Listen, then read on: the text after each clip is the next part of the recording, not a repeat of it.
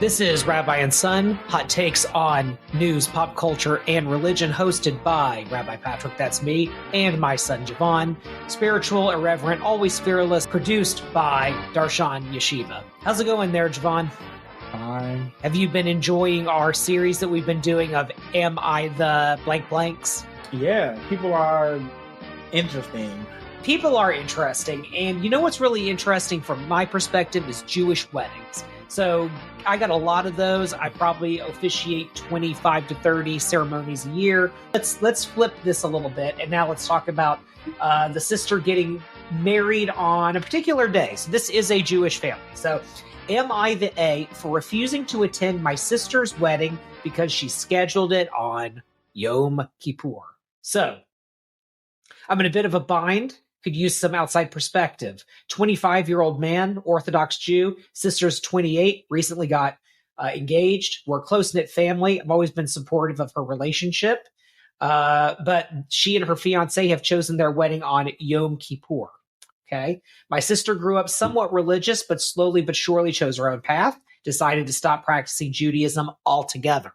Now, we don't know exactly what altogether means, but whatever. I never judged her for it, nor did I stop talking to her or anything. But when I first heard about the date, I was shocked. I approached her privately and expressed my concerns, reminding her the significance of Yom Kippur and how it would be impossible for me to attend due to religious obligations, obviously. She brushed it off, saying that it was the only date that worked for their venue and that I should make an exception for a special day. Our parents were caught in the middle. They understood my position, but also didn't want to upset my sister. Some extended family members thought I was being unreasonable and that family comes first. Others were siding with me, believing that my sister was being inconsiderate. I feel like she really wanted to make a point and show the world and herself that she doesn't believe anymore and doesn't care about religion, which we spoke about many times, but she said it had nothing to do with religion. I doubt it.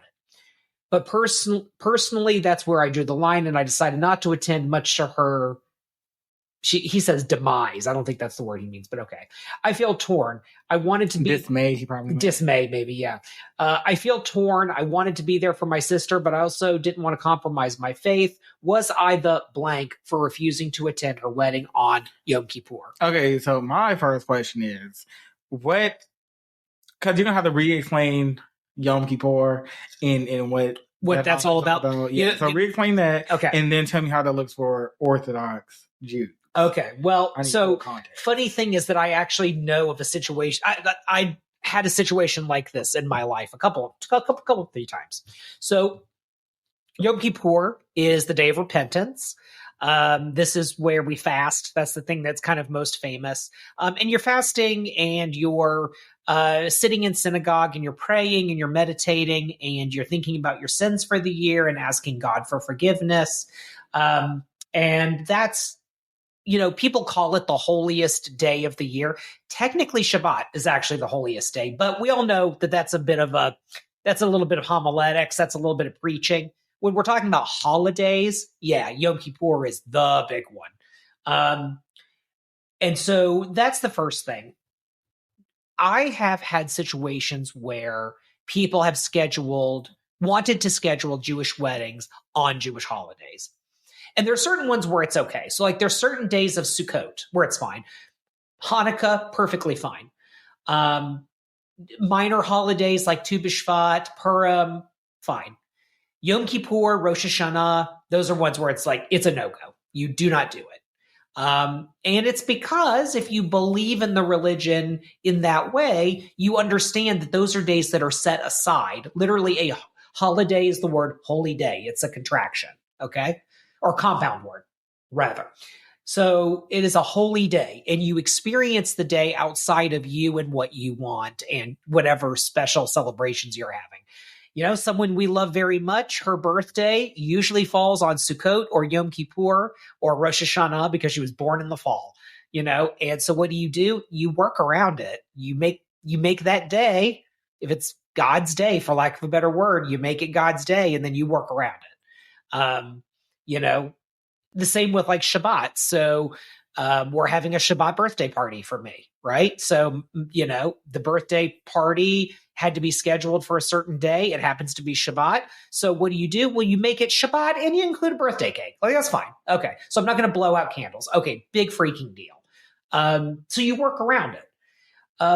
This situation is a little different, though, because this is kind of like I was asked to do a wedding on Rosh Hashanah, and I said no. And they said, well, it's very important for us to have a rabbi.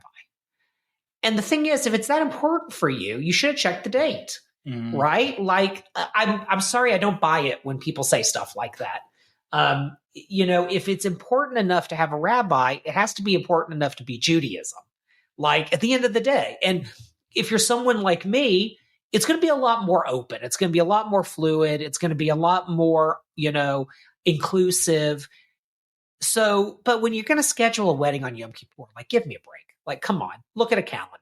Like, the family dynamics part of it aside, I think ultimately this is a person, the sister, the bride, who has decided that she kind of just doesn't care about this stuff.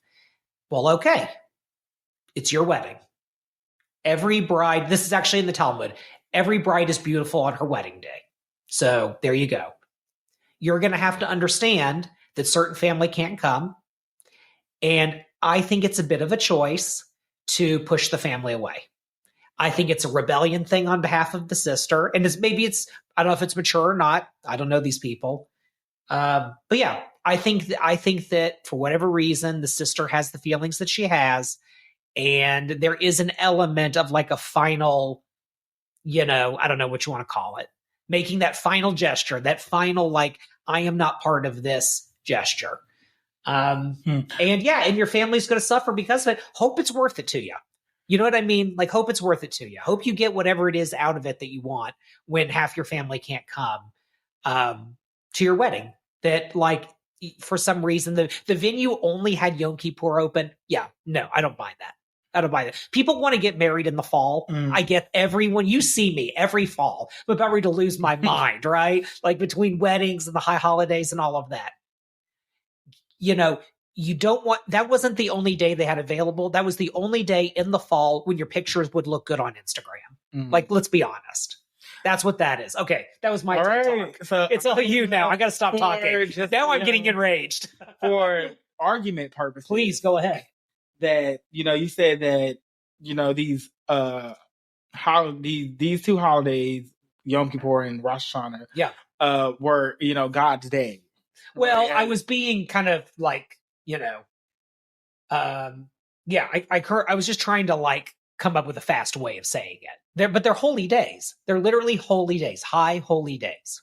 Yes. They're the big ones. So my thing is that,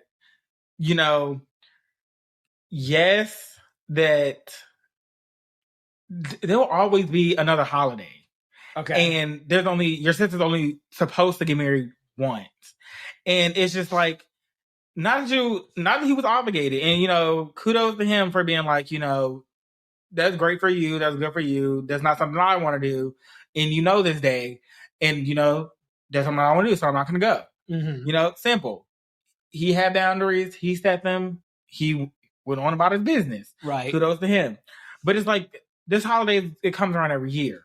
Your sister's only supposed to get married once. It's supposed to be this one day to be like, boom, let me set that aside and, let me be here for you. Because this is only the one time, one only time that this is going to happen in her life. Mm-hmm. That's what you should look at it as. Mm-hmm. The holiday is annual. Mm-hmm. Your sister's wedding is not annual. Uh-huh. And for the rest of the family, I just don't like when family members come out the woodwork wanting to jump into conversations. Okay. Because do you like think that's like add more people? Do you think that's what's happening where it says like I've missed it. Oh, I'm looking at the wrong one. That's why. Do you think that's what is happening when it says like others were siding with me? Some extended family members thought I was being unreasonable. So do you see like the extended family members being the outsiders in your like the extended family members, whether they disagree or agree, right? Like you're extended, like I don't be having conversations with you. We don't chit chat. We don't be politicking. Like, I see you maybe, once in a blue moon. Adding extra people into it, it just like makes people dig their feet in harder. And then that increases the divide. Because when you feel like there's people backing you, you feel like you're right. Yeah. And this is, agree or disagree. And it's like I said, do I feel like he should have went to his sister's wedding? No, he stood his ground and he told her why. But do I think that the holidays comes, once a year and your sister's only gonna get married once? Absolutely. He chose to not go to her wedding. You're not gonna be in her wedding pictures. You're never gonna go to her wedding. There's not gonna be a day. You're never gonna do that. There's never gonna be a thing you go to. There's never gonna be a moment you're a part of. But you have the holiday that you can go to every year. I just feel like you're like that's the part. You know what I'm saying? Like a once in a lifetime, event versus an annual holiday. I think he wasn't being unreasonable because of the boundaries he set, and they live separate lives. He's religious, she's not. Boom, simple. Right. But I do feel like he could have did it. This is like a one-time event. Like that's like just like if somebody, you know what I'm saying? It's like a one-time. Yeah, it's like a one-time event. Doesn't work that way. Yeah, you don't have to agree. This not a agree or disagree. I'm just saying from my point, it's the holiday comes around yearly. You're gonna be living for a long time. Your sister's gonna get married once. You don't go to that 2 and 3 times. So it's not a yearly thing. So what I would do is honestly, if I was in a situation like let's say you decided to get married. And of course I would want to be there. And for whatever reason, you decided to just torture me by making it Yom Kippur. What I would do is I would tell, and and I like that you're smiling because you're actually about to catch on to something that I just discovered in the comment section. So if you decided you were going to do this and it was just to torture me, I would fight fire with fire on this one, because what I would do is I would say, okay, you want to get married on Yom Kippur. Okay, well, what time, is it? Oh, it's the wedding's at 5:00. Okay, what? Fine. I would basically do all of the things I had to do for Yom Kippur, and I would then sit in whatever hotel room I'm in or whatever until it's time, and then I would go to your wedding, right? Like that's the kind of thing you would find a way to make it work. And so, like with this person, I would say, is there a Chabad near you? Is there like your family is Orthodox. Okay. Well, then if you have 10 men, you can create a minyan, have someone host Yom Kippur service at the wedding. If the parents are Orthodox too, they're still going. Right. In my mind, they're like, this is my daughter. This is a one-time event. And I thought weddings was supposed to be a mitzvah. It's supposed to be a celebration.